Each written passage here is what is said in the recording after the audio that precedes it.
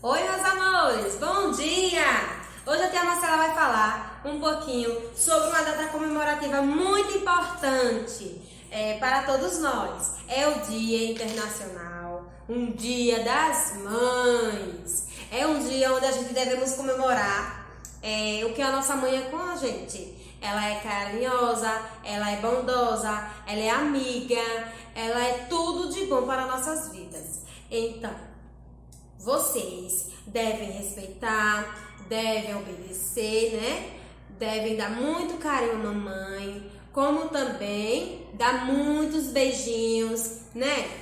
Então, vocês vão pegar em casa a foto da sua mamãe e vão colar nessa atividade aqui. Atrás tem uma moldura bem bonita, onde vocês vão colar a imagem da sua mamãe. E depois que vocês colarem, vocês vão dar um beijo bem forte na mamãe e um abraço bem agarradinho, porque ela é merecedora de muito carinho.